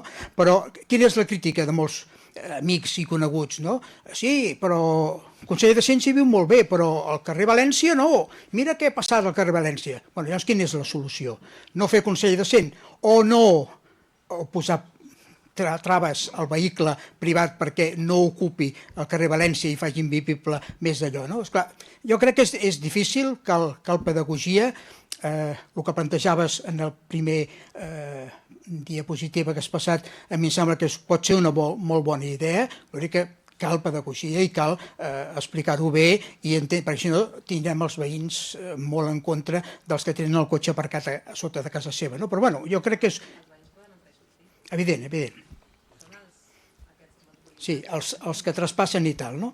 Bé, per tant, jo crec que això està bé. El del peatge urbà, jo penso que a molts llocs, com heu dit, ha funcionat, i els cotxes és allò, el trànsit mecànic és aquell que contra més li dones, omple. És com el gas, no? Ocupa tot l'espai. Si el redueixes, no saps què passa, però també desapareixen. És a dir, jo recordo Gràcia fa 30 anys, que els cotxes aparcaven per les voreres, per no sé què, que no es podia passar com a vianants. Això es va costar, però es va fer que no aparqués ningú a les voreres, i la pregunta és, aquests cotxes on van anar? Doncs aquests cotxes estan en algun lloc i no passa res reduir això, no? Per tant, jo crec que és un repte, hem de parlar amb els nostres polítics que siguin valents amb tirar coses d'aquest tipus endavant i no frenar-les, i després, bueno, pedagogia. Gràcies. Bueno, com a membre de l'agrupació d'arquitectura i sostenibilitat, només volia apuntar que aquest exemple de la mobilitat, en el fons, és molt representatiu d'altres aspectes amb els quals ara l'arquitectura i l'urbanisme ha de fer front. Estem tractant temes, aquest és un, però n'hi ha molts d'altres, que fins ara semblava que era de hippie perroflauta, i que l'evidència científica és rotunda en el fet que hem de transformar les ciutats i els edificis amb determinats reptes. I aquí en tenim un que és molt important. Aleshores, no sé, jo crec que realment l'evidència, tots ho heu dit, i és rotunda. Hi ha d'haver com aquesta revolta científica de fer de lobby i de que realment la política, no sé com dir-ho, no hagi de ser l'escull. I ara mateix, tots aquests temes que estem parlant, de fet, tenen una barrera molt gran, que són els vots a les properes eleccions. Hi ha determinades decisions que saps que no són ben consensuades per una part de la població i per això cal aquesta sensibilització, perquè moltes vegades sembla que estiguin atacant a la nostra llibertat. I jo crec que aquí hi ha... No? Dic, abans he parlat d'aquest hipisme, perquè moltes d'aquestes decisions jo crec que hi ha una part de la població que no les entén. No entén quin és el seu benefici, només veu la seva manca de llibertat i de presa de decisions. I per això crec que aquí aquesta part d'evidència científica ha de ser molt més divulgativa per fer entendre quins són els beneficis reals que té la població, que van molt més enllà d'aquesta pèrdua suposada de llibertat individual. Aleshores, aquesta sensibilització jo crec que ha d'anar dirigida a aquesta ciutadania perquè prengui decisions polítiques i després, d'altra banda, que això no hauria de caure en mans de curtplacistes de 4 anys, perquè aquí estem parlant d'estratègies de molt llarg plaç. I, bueno, suposo que aquí tots tenim experiències amb l'administració que s'han vist troncades amb un canvi polític. Ara mateix, amb la situació en la que estem, ja sabem que no es pot fer res fins que no arribi el maig o fins que no hi hagi... O sigui, hi ha una sèrie de decisions que haurien d'estar fora de la política perquè han de recaure en els tècnics. Aleshores, no sé com hem de fer aquest lobby perquè realment vagi així. Les estratègies són múltiples i diverses i les trobarem. I sempre, com deies tu, hi hauran contres. Però bueno, ens hi hem de tirar, no? Hem de passar a l'acció. Vull dir, el debat ja l'hauríem d'acabar i passar a l'acció. Gràcies. Hola, jo soc Francesc Magrinyà, em vam convidar. Jo soc membre de diverses associacions, però no vinc representant a ninguna d'elles, soc a la universitat. A mi m'ha generat bones sensacions les iniciatives que s'han presentat de lo que almenys des de Barcelona Regional està reflexionant sobre el que s'ha de fer des de l'Ajuntament de Barcelona. I en aquest sentit és positiu. Però a mi hi ha una cosa que crec que si d'alguna cosa pequem aquí és que fem molts plans, però no sé si fem plans amb objectius per aconseguir i amb mesures per aconseguir aquests objectius. Jo, per exemple, la primera autocrítica que hem de fer aquí a Barcelona és que el pla de mobilitat urbana 13-18 i el del 18-23 o 24 era un relat més que no pas unes mesures que lligaven amb uns objectius. Espero que el pla de mobilitat 25-30 posi més aquest sentit. I llavors jo aquí sí que faria una reflexió de dir, a veure, el tema important per mi és que les ciutats que avancen són aquelles entitats on, a més dels plans, tenen un equip global que tira endavant. Estic pensant en Transport for London, estic pensant en l'experiència de Lió, estic esperant amb l'experiència d'Estocolm i altres ciutats que no citaré. Per tant, és com tot un equip que tira endavant cap aquí. Llavors, en aquest sentit, trobo que aquí a Barcelona es va fer això amb la zona de baixes emissions. I ara cal proposar-se un altre equip de treball, que suposo que va lligat per el que plantegeu, però s'hauria de fer no un grup de gent que encarrega molts estudis i fan molts treballs i fan moltes propostes, sinó col·lectivament, és a dir, a l'equip de zona de baixes emissions hi havia l'Ajuntament de Barcelona, l'AMB i la Generalitat de Catalunya, per no dir altres entitats. És a dir, era un equip que caminava junt. Jo crec que el que necessita en aquests moments, si volem circular per una zona neta, silenciosa i descarbonitzada, és sobretot muntar un equip que crec que ha de ser metropolità, a més de Barcelona, que avanci amb unes fites on, evidentment, el pla de mobilitat urbana serà molt important, però que hi hagi mesures per aconseguir objectius i un equip que, evidentment, haurà de... És a dir, el de zones baixes emissions va anar canviant perquè volia aconseguir objectius i aquest és un dels punts que trobo a faltar. I crec que si una de les coses bones de Barcelona és que hi ha hagut continuïtat al llarg de 40 anys i cada ajuntament, cada grup polític o cada alcalde ha posat l'accent. A veure, si una cosa per mi és una fita adquirida en el passat, ha sigut el tema de les 4 xarxes que fan sistema cada una d'elles. I per tant jo crec que hem d'avançar cap aquí. Quina prioritat i quina altra, doncs ja ho veurem, però que aquest és una fita que hem d'avançar cap aquí. I en aquest sentit trobo a faltar una visió metropolitana de la bicicleta, que aquest és una fita, de fet, les propostes que sortien ara ja anaven en aquesta línia. Falta saltar de la nova xarxa de bus a una xarxa d'aquests 2,5 milions, però això falta un lideratge, perquè sumes de mesures de línies de bus, jo crec que falta un lideratge per aconseguir aquest, però ja amb objectius de quants viatgers aconseguim, aquesta és una, i per tant incrementar velocitats i tot això que plantejaves. El Napeu va lligat amb aquesta xarxa que jo crec que s'ha de continuar desenvolupant, perquè una cosa, podem fer números globals, però un 70% de la contaminació en un carrer la generen els cotxes que hi ha en aquell carrer. I només en els carrers peatonalitzats, o si vols tu, en barris més a la perifèria on hi ha tràfics petits, és a dir, si no estem per sota dels 5.000 vehicles dia, no complim normativa en el carrer, en el global de la ciutat, i és una altra cosa. I per tant hem de generar aquests espais. Que és introduir el gènere a la gent gran, jo trobo tot això és positiu, però hem de muntar un equip que avanci en aquesta línia. I llavors jo en aquest sentit trobo a faltar una mica que més enllà de plans ho acompanyem d'un equip com el de zona de baixes emissions amb el tema d'anar perseguint a veure com és aquest repartiment modal. I aquí, a veure, jo sí que estic pel peatge. El peatge, el tema de les zones de càrrega i descàrrega, però el format l'haurà de fer aquest equip. Si no fem aquest equip, que té l'aval polític d'aquestes 3 institucions, ajuntaments, AMB i Generalitat, no ho farem.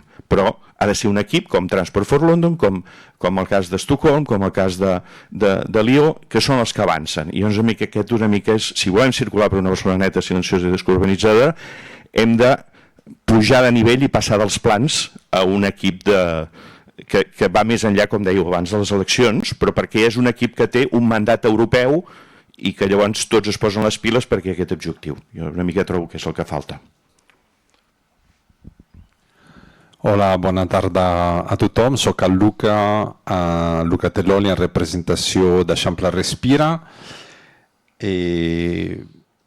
Primer que tot, agrair que en el títol hi hagi la paraula silenciosa, perquè sobre la qualitat de l'aire, la contaminació atmosfèrica, aquest és un tema que ja és part del debat diari, però el soroll no tant. El soroll és una mica, està en un segon pla, no se'n parlen molt, no s'estudia tant com s'estudien els altres, les emissions, etc. I crec que és també un element molt important que pot determinar lo bo o lo menys bo que és vivir a la ciutat. Potser canviaria la paraula neta per verda, perquè recordem que Barcelona és una ciutat molt densa i tenim menys de 2 metres quadrats per habitants de verd, quan haurien de tenir almenys 10, no? Segons les recomanacions de l'Organització Mundial de la Sanitat. Nosaltres estem molt a favor, com ja saben els que ens coneixen, d'una redistribució de l'espai. També sabem que encara que el transport privat mogui el 20% o el 25% de la població ocupa el 70% de l'espai públic, encara aquesta redistribució s'ha començat una mica amb projectes com això de la Superilla, però encara estem molt lluny de fer una redistribució que sigui correcta. No? És dir, si mous el 20% de les persones, doncs tindràs el 20% de l'espai públic, no el 70%. Sí? Hi ha un 50% de gratis que li estem cedint al transport privat per un aspecte totalment personal. Sí? I també estem molt a favor del peatge, també ho hem dit moltes vegades, perquè l'objectiu ha de ser reduir significativament el nombre de vehicles que travessen la ciutat. Sí? I aquesta és una eina relativament fàcil, que ja tenim tots els elements necessaris per implementar-la, i doncs creiem que hem de passar de la pregunta fem el peatge a la pregunta com fem el peatge, com ho implementem. Sí? O sigui, ja això hauria d'entrar dintre del nostre vocabulari i ara hi haurà un peatge a Barcelona. Com ho fem? Perquè tot i, o sigui, perquè hi hagi inclusió, etc., considerem totes les variables. Però jo queria fer una pregunta, un parell de preguntes per ser de tota la fila zero, molt probablement els menys tècnic de tots. La primera és que la ciutat de Barcelona té aquesta centralitat per la qual totes les vies van al centre. No? Doncs per molta gent és molt fàcil creuar Barcelona que fer un altre recorregut. No? I com podem canviar això si no hi ha una infraestructura que li permeti a les persones de fora d'evitar la ciutat de Barcelona i no creuar-la. No? I per altra banda hi ha una pedra que levantaré, una pedra una mica, o sigui, de reflexió, en el sentit de que, per exemple, parlant de la famosa ciutat dels 15 minuts, no? Jo baixo per anar a comprar el pa, al periòdic, per anar al cinema, per anar on sigui, però a la farmàcia, però també hi ha molts tallers de cotxe i de motos, que són, jo crec, una tipologia de negoci que no hauria de ser part del centre d'una ciutat, no? Perquè en la ciutat de les 15 minuts jo no vaig cada dia a comprar-me un Ferrari o un Seat, ni vaig cada dia a arreglar la meva moto, no? Si tinc moto. Per què tenim al centre de la ciutat una quantitat enorme, perquè hi ha una quantitat enorme, o sigui, jo crec que hi ha tant tallers com farmàcies a la ciutat. És suficient dar una volta per l'Eixample per veure-lo directament, no? Què podem fer? No dic per expulsar, no vol que això soni malament. No? Aquestes persones estan fent un treball molt legítim, però és un treball que genera una sèrie de sinistralitats a la ciutat, no? I que és que la gent de Sant Cugat diu tinc un problema amb la moto, me l'arreglen a Barcelona. Sí? Home, no crec que hauria de ser així. Estem fomentant un tipus de mobilitat potser innecessària, no? I que té un cost i aquest és un exemple d'un cert tipus de pensament que és com movem fora del centre de la ciutat aquells tipus de negocis que generen alguna forma de sinistralitat connectada amb el transport. Un moviment de persones que podria ser no ets necessari. No? I això és una mica la pregunta que volia fer. Moltes gràcies.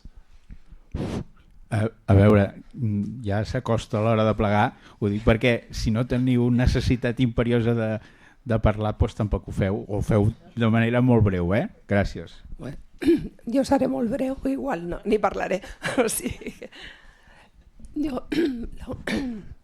l'única cosa que volia comentar és el que s'ha parlat, Bàrbara, de la ciutat de la gent gran. Aquesta ciutat de la gent gran m'agradaria que estigués inclosa la gent gran que va en bicicleta. I això ara és anecdòtic, però sí que és cert que s'han fet estudis. L'altre dia vam estar en un estudi. Quan tens una xarxa ciclable segura, la gent gran també va en bici, com van en altres països. En aquest país, de moment, encara no. Però vull dir que sí que s'ha de tenir en compte que tots els que estem aquí, d'aquí 10, 15 anys, també hi haurà més gent gran que va en bici. només comentar això, perquè de la resta ja estic totalment d'acord i parlat. Hola, bona tarda.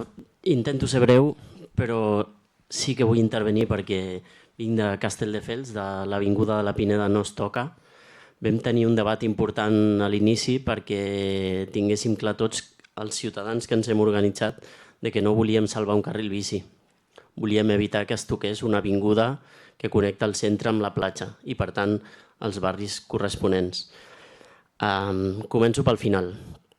Hem portat a l'Ajuntament a un contenciós administratiu per tractar de paralitzar un projecte que literalment talla la connexió del carril bici de la C245 i la pacificació, diguem, de trànsit que s'ha fet, inclòs tallar el centre de la rotonda per on haurà de passar el BRCAT o alguns dels BRCAT metropolitans. Perdoneu si no faig servir les paraules correctes, però vull dir,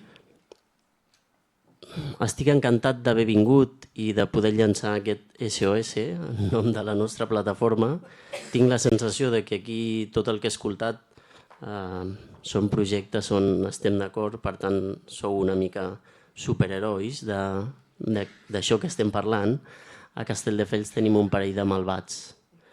Un d'ells, he buscat la paraula, villanos, no sabia quina era la traducció i és malvats, per tant, per això la faig servir.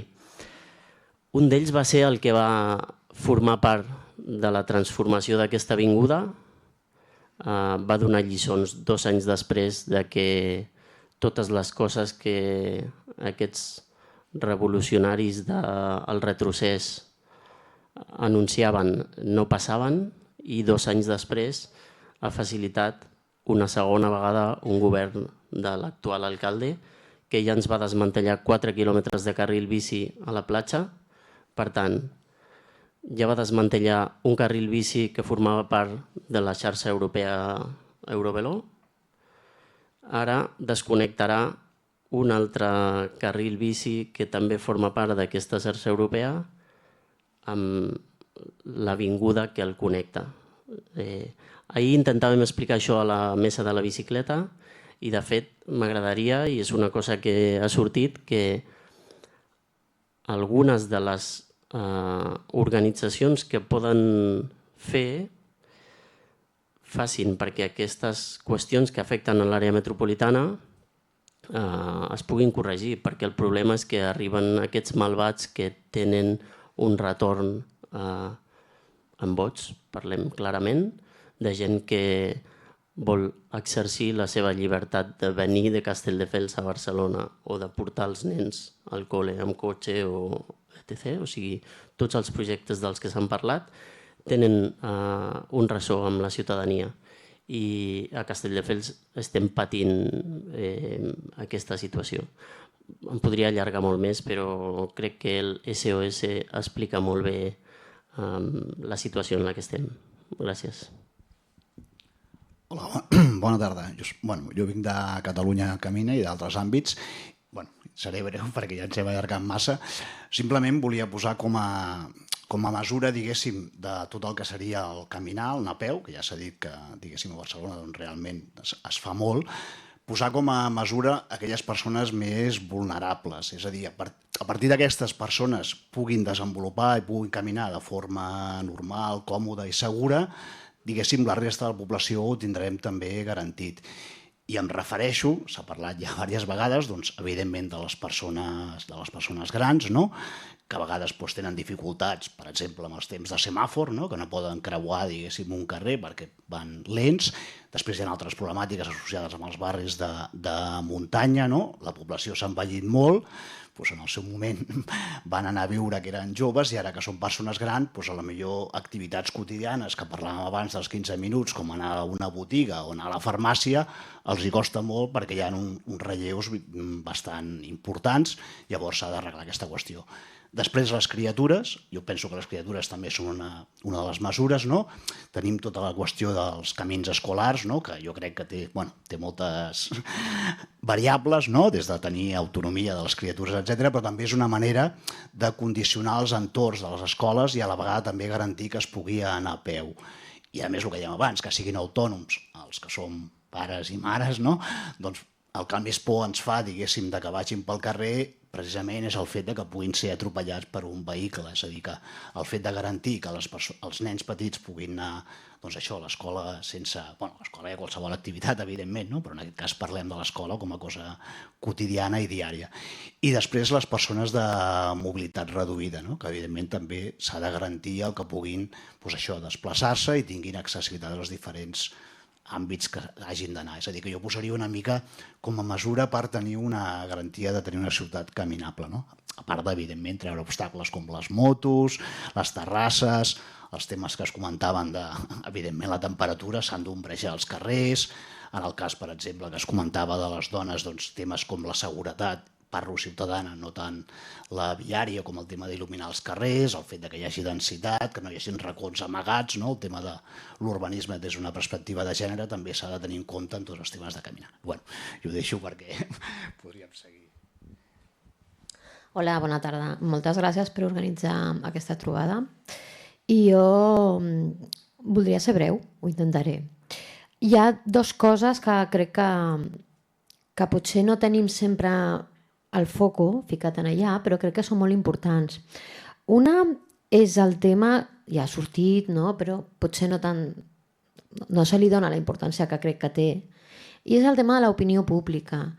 Els que estem aquí crec que no som cap dels 1,5 milions de cotxes que cada dia travessen la ciutat que venen de fora, i tampoc som els que a l'hora d'exercir el seu vot trien partits que defensen la llibertat de mobilitat.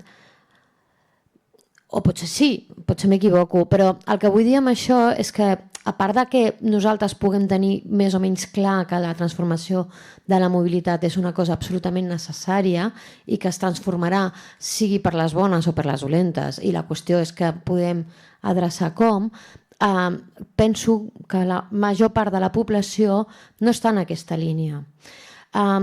Portem prop d'un segle de campanyes de promoció i de publicitat que estan defensant la idea del vehicle privat com un element d'estatus, com un element de poder, com un element de confort, de benestar, de seducció, d'atracció, de totes una sèrie de qualitats boníssimes, i llavors això ha calat en la població. Si nosaltres volem transformar aquesta mobilitat, crec que hem d'incidir aquí, perquè si no el que passa és que quan hi ha uns polítics que tenen aquesta valentia que el Jordi troba a faltar, l'opinió pública se'ls gira en contra i acaben votant a senyors que són capaços de desfer tot el que s'havia fet. Llavors penso que qualsevol pla que vulgui, que aspiri a transformar la mobilitat ha de tenir en compte també una campanya de comunicació que vagi a canviar aquest punt que en l'element col·lectiva està associat al transport públic com un element de benestar i no com un element de perill, de fet que causen morts i totes les coses dolentes que nosaltres sabem. Això per un costat. Una altra qüestió crec que és molt important sobre el transport públic, relacionada amb el que deia la Bàrbara. Calen dades, però calen dades de qualitat. Llavors, jo he observat que les dades que es fan servir quan es parla de transport públic tenen a veure amb qüestions objectives que no necessàriament mesuren la qualitat del servei. Aquestes 1,5 milions de persones que fan servir el transport públic, fan servir el vehicle privat per entrar i sortir de la ciutat cada dia, podrien haver-hi de dues classes, les que poden fer servir un transport públic que en el mateix temps els portaria al mateix lloc o amb una diferència de trens raonable els portaria al mateix lloc, i que no volen fer servir el transport públic perquè no volen, llavors això ho hauríem de tractar amb el tema de la promoció, i una altra part, que són moltíssimes, un percentatge alt de gent que si fes servir el transport públic, el temps que tardarien a arribar al lloc potser es multiplicaria per 2 o per 3. Llavors, a l'hora de fer servir, a l'hora d'avaluar fins a quin punt un transport públic està cobrint una determinada necessitat de transport, crec que ens calen indicadors que mesurin la qualitat del transport públic. I mesurar la qualitat del transport públic vol dir un índex que em digui quant de temps addicional jo tardaré si vaig en transport públic respecte al que jo estic fent servir el cotxe, o sigui, respecte al que seria el transport privat. Un índex sobre temps, perquè al final la gent es mou per això, temps i qualitat i confort. I l'altre seria, és un transport que és confortable? Perquè al final la gent és pràctica. Jo no crec que ningú de forma voluntària es passi cada dia un parell d'hores en un embús podent fer el mateix transport, el mateix trajecte en poc temps i amb més confort. I llavors crec que és necessari, no podem parlar de qualitat del transport públic si no mesurem la qualitat dels desplaçaments. La velocitat comercial d'un bus és interessant, és una dada que s'ha de tenir en compte, però no m'està dient el que jo tardo en arribar en un trajecte. I això és fonamental, perquè llavors tornem a el que deia el Javier, no? Aquestes connexions de vegades et fan perdre 5-10 minuts que no té res a veure amb la velocitat del bus. Per tant, jo crec que és fonamental que en qüestió de dades, d'acord amb el que deia la Bàrbara, és absolutament necessari que tinguem dades de qualitat i aquestes dades de qualitat han de mesurar la qualitat del transport públic. I la gent que no l'agafa saber per què no l'agafa. Perquè fins ara les enquestes de satisfacció dels transports metropolitans de Barcelona van a preguntar a la gent que està agafant el transport, no a la gent que no l'està agafant. Si no, quan parlem de peatges, tota l'opinió pública se'ns tirarà a sobre i decapitaran a qualsevol política ho vulgui proposar. I és necessari que hi hagi un consens important per transformar la mobilitat. Bueno, intentaré ser breu també. És que, clar, és molt difícil, eh? No, només volia afegir que crec, com ella ha comentat, que és molt important el tema de la pedagogia. Aleshores, volia agrair a les companyes del Bicibus que estan aquí a la fila 2. I és un projecte educatiu molt important que estem realment formant la ciutadania del demà. I crec que això és un projecte exemplar a Barcelona. Això és una cosa. Llavors, l'altra cosa és que crec que és molt important un canvi de mentalitat. O sigui, si el que volem és un canvi de paradigma, hi ha d'haver un canvi de mentalitat. Aleshores, simplement volia fer aquí una reflexió a l'aire, ja que estem al Col·legi d'Arquitectes, doncs, a veure quan comencem a pensar en pàrquings de bicicletes, per exemple, a tots els edificis de la ciutat. Per exemple, la foto que ella ha posat el Jordi, no?, de la ciutat de Barcelona, hi ha molts edificis, a part de molts carrers, hi ha molts edificis. I aquests edificis també han d'estar adaptats a la mobilitat sostenible i activa. I ens repartim la intervenció en Plataforma Bici Augusta. Clar, Plataforma Bici Augusta va ser una plataforma d'entitats no ciclistes, gent ciclistes, sinó preocupades justament perquè volíem circular pel districte d'una forma neta, silenciosa i descarbonitzada. I som una plataforma d'entitats que no sabem res de mobilitat, res d'arquitectura i res d'urbanisme, excepte excepcions, i molt preocupats pel tema de l'emergència climàtica i per la salut, perquè aquestes partícules ens estan matant. I ho sabem per evidències científiques. I quan la Bàrbara passava d'on venim, hi ha un canvi qualitatiu, i va ser la pandèmia. La pandèmia ens va obrir els ulls. Nosaltres vam néixer al febrer del 20 i ens vam tancar al març del 20. I se'ns va fer molt clar que una infraestructura ciclista reivindicada per unes entitats i una ciutadania que no venia del ciclisme era la palanca de canvi que necessitàvem a la Via Augusta. I vam tenir-ho claríssim, i vam participar, vam fer incidència política, vam fer fins i tot pressupostos participatius, fins i tot vam tenir l'amenaça que ens tiressin endarrere el traçat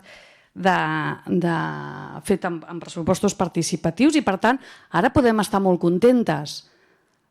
Però també se'ns ha dit des d'ahir que no hi haurà cap infraestructura ciclista més al districte. I se suposa que a la ciutat. Per tant, el que deia el Jordi Honi té tota la raó, que hi ha una manca de lideratge polític, una manca de valentia davant de l'emergència en la que estem.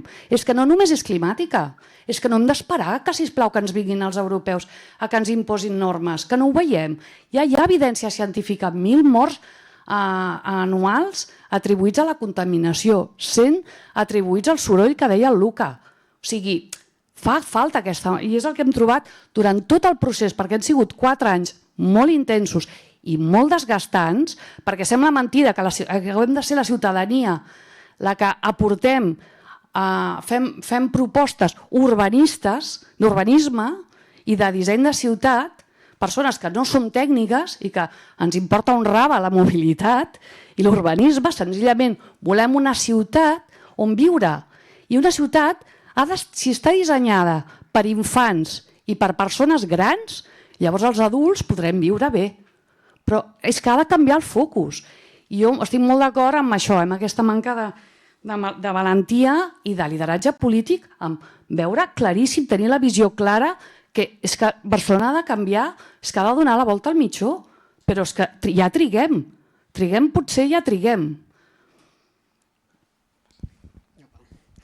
Bueno, gràcies a tothom, gràcies a aquesta intervenció, com que és apel·lació directa, perquè si el districte de Sarrià de Sant Gervasi no es fan més infraestructures, vol dir que el túnel de Vallvidrera, que correspon al districte i que hauríem de notar en moltes de les imatges, com a la imatge primera, per exemple, Barcelona semblava que acabés a la Ronda de Dalt.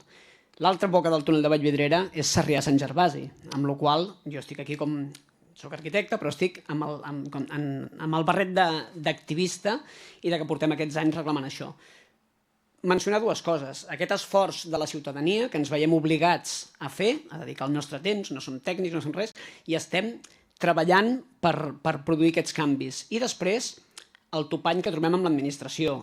En cap moment el que defensem és que qualsevol infraestructura que es projecti, que es pressuposti, que es planifiqui, ha d'incloure i ha de reconèixer aquesta mobilitat. En el cas concret dels túnels de Vallvidrera, perquè com que l'energia que tenim és limitada, ens enfoquem en un projecte concret. Hem de seguir fent altres coses a la nostra vida i, per tant, estem amb el projecte concret. És això, és demostrar que realment es pot transformar la infraestructura. És una infraestructura que cal auditar-la.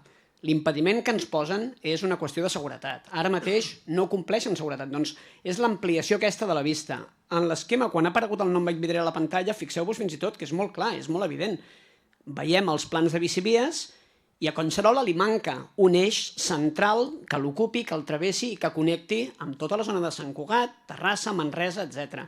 Ja decidirem qui va en bicicleta o qui no. Ja ho decidirà aquest canvi individual que cal fer.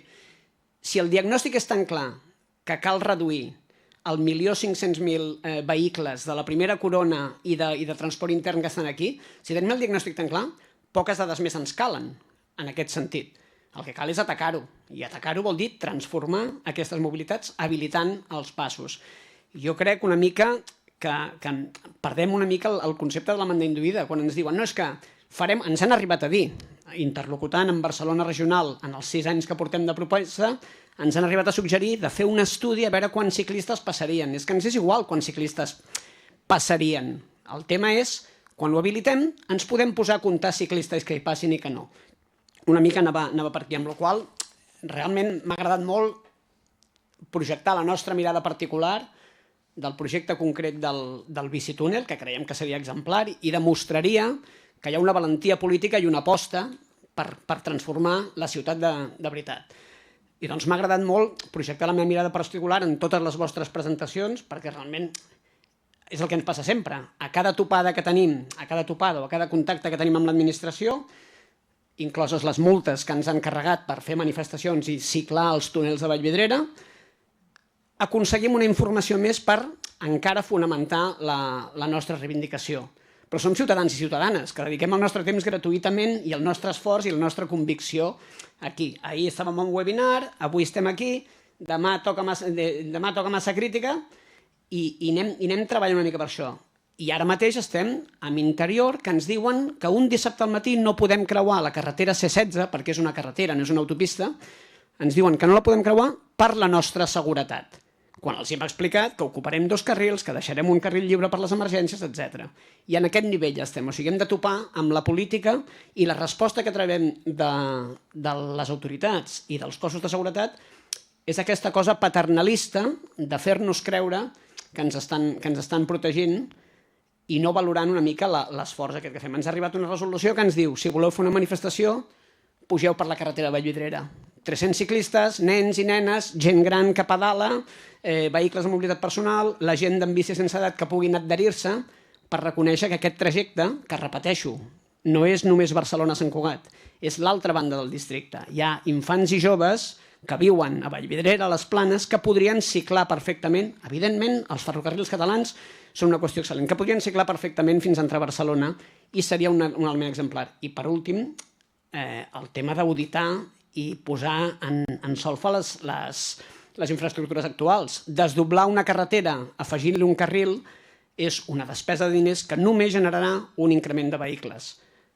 Revisar la seguretat dels túnels de Vallvidrera i veure clarament que aquella galeria no té condicions de seguretat i per tant no pot ser l'argument que ens impedeixi dur això, caldria girar-li a truita. Diu, gastem-nos uns diners, 4 milions d'euros, en habilitar, en acondicionar aquest espai i podrem dir, sense que ningú li caigui la cara de vergonya, que tenim una galeria d'emergències que mentre no hi ha emergències, que esperem que no siguin mai, permet una ciclabilitat resolent un desnivell de més de 400 metres de desnivell i uns riscos que hi ha a la carretera. O sigui, qui sigui ciclista pot pujar-hi, però habilitar una mica el fet que sigui un projecte exemplar.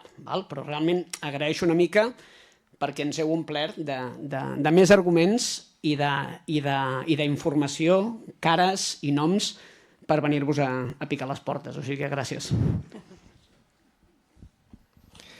Hola, soc l'Eduardo Muñoz, que vinc representant Sant Martí Respira, que és un grup de veïns i veïnes i famílies d'allà del districte de Sant Martí, i també una miqueta de part de la revolta escolar, que no sé si la companya que havia de venir ha vingut. Llavors, una mica per tots.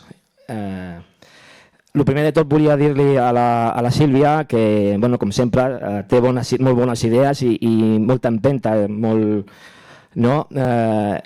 Aquesta empenta, aquesta valentia, la que pot faltar en altres estaments. Totalment d'acord amb el que diu el Jordi. El que falta és voluntat política. Ja s'ha parlat aquí. L'evidència hauria de ser l'evidència científica de que la contaminació és dolenta, mata i provoca mals i el soroll, l'estrès, hauria de ser tan impepinable que no passi això és el principal problema. No sé si nosaltres, jo com a pare de família, potser el tenir nens de preocupar-se una mica més de la salut, potser, i també del futur, i aquest problema de la salut, del benestar i de mirar cap al futur, doncs és molt important, i quan un veu aquesta evidència, aquesta clarividència i que altra gent no la comparteix i s'utilitza com a inclús argument polític, doncs és bastant preocupant. Seria aquesta manca de voluntat política i que com a ciutadans nosaltres també hauríem de pressionar els nostres representants polítics. Després també s'ha parlat aquí que els tècnics, o sigui, sempre es fan molts plans, però des de la ciutadania, dic una mica, des de la ciutadania pot donar la sensació de que tot això va molt lent, es fan molts plans, s'averigua molt, però tot va lent, i s'ha dit aquí, estem perdent el temps. L'altre dia a la presentació del Pla Metropolità, el Pla de Mobilitat Urbana, que com a revolta escolar estem convidats, doncs la presentació del pla es parlava de que els menors de 16 anys i el turisme no compten els desplaçaments amb la mobilitat. En l'anàlisi de la mobilitat que es projectava ja no comptava. Llavors, com si els pares la família no tinguessin que desplaçar-se al col·le per portar el nen, o els nois i les noies de l'institut no haguessin de desplaçar-se, i els guiris tampoc haguessin de fer moviments a dintre de la ciutat. Llavors, clar, si en aquestes alçades estem buscant encara més indicadors i millors dades, tot això vol dir que es retarda tots aquests plans que evidentment han de ser a llarg plaç. Ens agradaria que fossin el més d'hora possible, hauria de ser així, però bueno, sempre clar, tenim en compte això. I la meva última cosa de dir seria que els tècnics des de dintre, o sigui, la ciutadania des de fora, amb els representants polítics, els tècnics una miqueta des de dintre, empenyéssiu una miqueta, per accelerar tot això, perquè si no passen aquestes coses, que es fan plans de mobilitat urbana i encara no, o sigui, es fa un altre i encara no s'han complert les condicions del primer o de l'anterior, no? I bueno, jo, amb aquest pla de 2050, jo quan el 2050 ja tindré 80 anys, gairebé. Doncs potser ja l'ha dinyat per la contaminació i clar, a mi i potser el meu fill doncs serà una miqueta més tontet per la contaminació. Llavors ja sé que ha de ser tot a llarg plaç, però clar, a vegades apremia això, no? Doncs tots hauríem de posar una miqueta mà a l'obra perquè tot això s'accelerés. I bueno, només volia dir això i moltes gràcies per convidar-nos i per aquesta reunió que heu fet. Bueno, jo ja seré superbreu perquè ja és molt tard. Des del BAC nosaltres ja fa molts anys que intentem lluitar perquè la bici deixi de ser un espectador i sigui més un actor. I llavors perquè la bicicleta sigui un actor, que és el que cal? Infraestructura. I celebro que tots vosaltres heu parlat, que és evident que fa falta infraestructura, però sí que crec que no se n'ha parlat que és molt important que aquesta infraestructura tingui qualitat, no només quantitat, sinó qualitat, perquè això també fa a la gent que se senti segura i que agafi la bicicleta. I això doncs, és molt important. Llavors aquí també m'havia apuntat el tema de l'aparcament, que l'has tocat tu, Jordi, que també és molt important. No oblidem que Barcelona és la ciutat amb més brontons d'Europa i jo crec que això és un símptoma d'un problema que no s'està tocant. I res, molt resumidament, però és això, repeteixo el que hem dit, gent alineada amb la bicicleta, que és que anem pel Pedregar, no estem fent res, estem fent mesures quirúrgiques i el que hauríem de fer són decisions dràstiques. I en això la bicicleta hi hauria de tenir un paper bastant rellevant. Bueno, em sembla que ja ens ha tocat l'hora, no? Que quasi...